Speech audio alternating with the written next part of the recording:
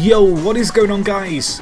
Jack here, and welcome to episode 51 of my Tracksuit to the Top series here with Lewis FC in the Sky Bet Championship. Hopefully you guys are good. If you missed last episode, go check it out. It was an hour-long episode 50 live com special. Definitely worth checking out. A lot of effort went into it, so it was greatly appreciated. And it was 100% live, and there were some cracking games in for you to watch. So anyway, today we have the Middlesbrough game. We've only played, well, in fact no, we haven't played any games since the live com, so this is going to be quite a short episode for you guys, hoping to sit down with some popcorn and enjoy a long episode again. I'm afraid that's just not going to be the case. However, I have got some good news, that being that, where is it? So our financial fair play update, the club is not allowed to make a loss of over 2 million and we're projected to make a loss of 5.5 million. However, the board are working to bring in extra revenue. Obviously, they request that I look elsewhere, but the board did inject £3 million into the club to help with the FFP. So that's good news. That means I need to try and raise about £500,000 worth of funds, maybe nearer £1 million just to be safe this January, which should be quite doable, I hope. So that's some good news on the financial front, I guess, that we should, touch wood, if everything goes well, pass FFP. So anyway, let's have a look at the games. As you can see here, not the game, sorry, the squad. As you can see here, here's our squad. I didn't cover it too much last episode after the kind of matches, so here's a little update. As you can see, top goal scorer is Ihin Nacho. I still don't know how to say his name. Ant's on a postcard, but he's improved a load. He's looking great now. He's played again for Nigeria. Obviously, he's tearing apart this division. 15 goals in 19 appearances. Our next top goal scorer is Matthew Lewis, who unfortunately did take a little bit of a knock a few games ago. But he's bounced back from that. He's looking very good. He's obviously banging in goals for fun for us and doing a great job up front. And Alex Samuel has 7 goals in 10 games, 5 of which were on off the bench. So he's doing a very good job adapting to this division and been a very good player for us to have on the bench to bring on kind of in case of emergency.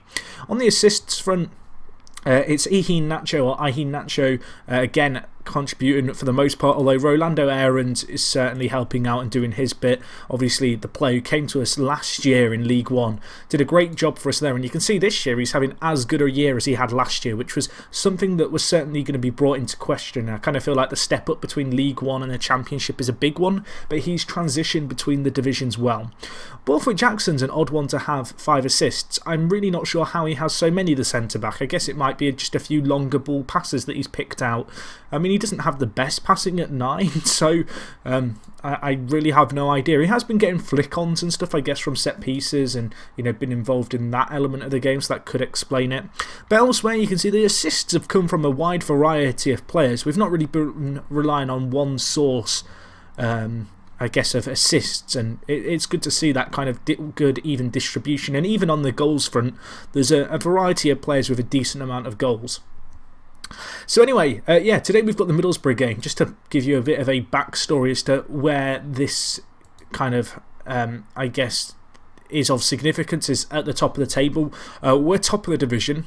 We're on 38 points from 19 games, which is a decent record. It's not incredible, but given how tight this division is, lots of teams slipping up against one another, leaves us top of the table.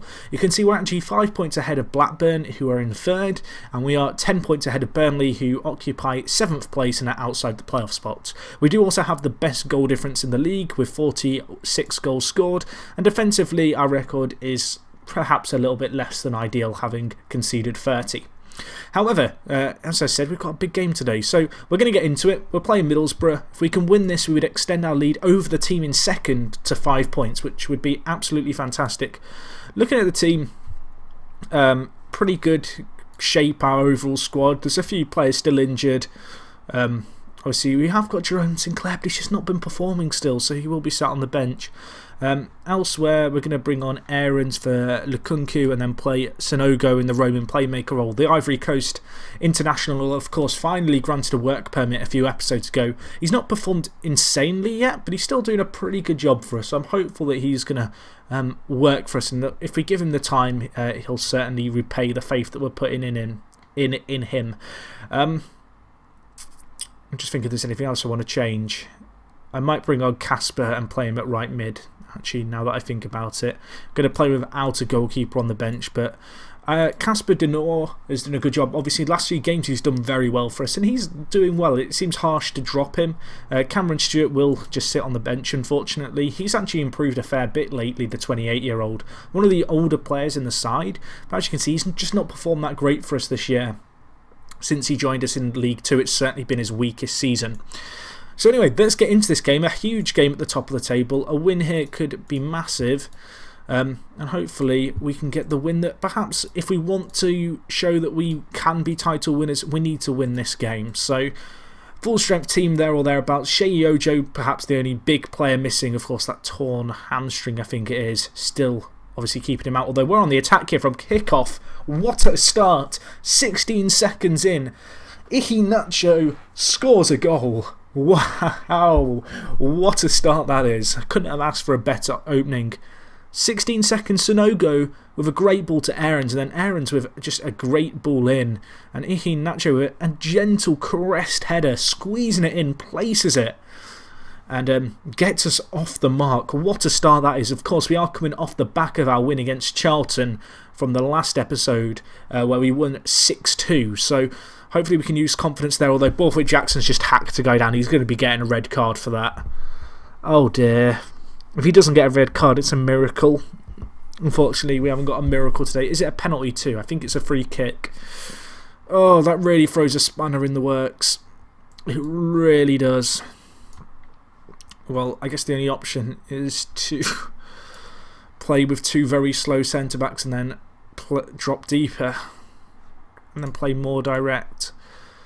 Oh boy, that's not what we needed though. That really isn't what we needed. I'm also going to change Sonogo to a deep line playmaker set to defend, but oh dear, this is going to be a task and a half. The last thing that we need now is them to score from the free kick.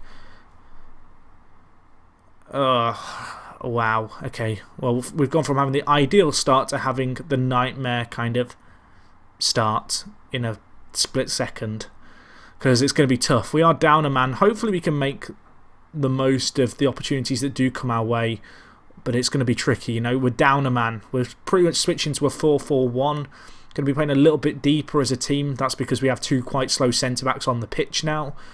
We're going to be really relying on Iheanacho to, I guess, perform well for us and hopefully take any chances that do come his way. We're going to be playing very direct, and well, Browning's just given them a goal, passes it back, and that's shocking. That is shocking by him. Oh dear, that defending. Ball gets played behind us, and then Browning, I think he's looking for the goalie, but it's just such a terrible pass. Sells him short. And 13 minutes in, we've gone from having the ideal start after 16 seconds until it going terrible, and now we're through on goal, and now it's just an amazing start again. I don't know how to feel. It's a roller coaster. We go 2-1 up. Wow. I have no words, is the honest truth there.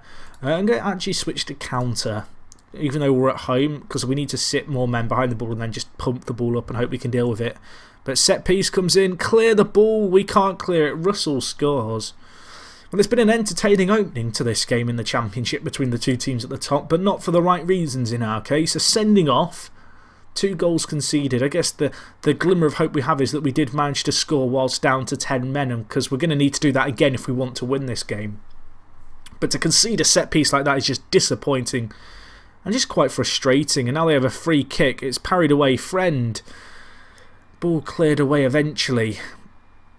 Not ideal this. Not ideal one little bit. But it's 2-2.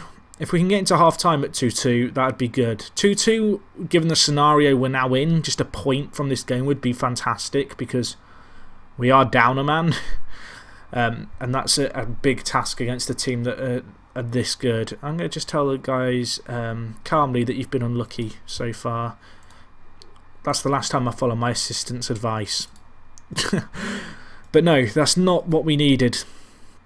It's really not. The sending off, like, sending off at any point isn't great in any game, but when you're playing a team at the top of the table, it really hinders how you can play. And De Noor's now got a knock. Let's just take him off and be safe. Let's bring on Stewart. Hopefully he can have an impact on the game. But yeah, it's not good. It's not good one little bit. So we are sitting very deep now, and we're just going to be hitting the ball up to Nacho. He is going to have some support from the wide midfielders, but we are going to be relying on him to do a lot of it himself, although we've got a chance here. That's a goal. Nacho scores again. Good assist by Stuart, the sub. If we could get anything from this game, that would be superb. That's a great piece of solo skill, not only by Stuart, but by Nacho with the initial run. But that's what we're going to need to do. We're going to be sitting deep with a back four. We're then going to be playing with our wide midfielders pushing up a little bit, but for the most part we are going to be defending, and I'm now going to change the fullbacks to defend. The reality of the situation is we are down a man. We just need to hold on. A point would be great here. So we're going to stick with what we've got, you know, sit back, hopefully soak up a bit of pressure, then look for the big balls over the top. But with 15 minutes left, we are 3-2 up, which is an incredible performance. If we can maintain this, I would be absolutely delighted, but it's not going to be easy. We've got a chance though. Sonogo with the free kick makes it 4-2. What a time to get your first goal, Eric. What a time. He turns up for the big game, the Ivory Coast International, on his left peg, places it right into the top corner to make it 4-2. And now we just have to defend for 15 minutes. We even have that goal cushion, but I don't really want to use it as Middlesbrough are on the attack. Ball in, headed away as far as Clayton Russell there. He places it into the bottom corner. 4-2, 4-2, 4-3. It's not good. It's not good because it could be a very nervy end to this game. We're still sitting. We're still trying to defend for our lives. But that's what we've now got to do for the remainder of this game. You know, we don't want to throw men forward. We're down a man. It's not easy. The game plan kind of went out the window of playing our normal system as soon as the man got sent off. We've somehow fought and kept this game fairly even. You'd have to say Middlesbrough have had a lot more chances, but we've done a bit more with it. Although Aaron's here. Stuart, he had a real chance to bury it. A real chance. And unfortunately, it's just not gone his way right there. It's not gone his way. Oh, boy. We had a chance. We had a chance.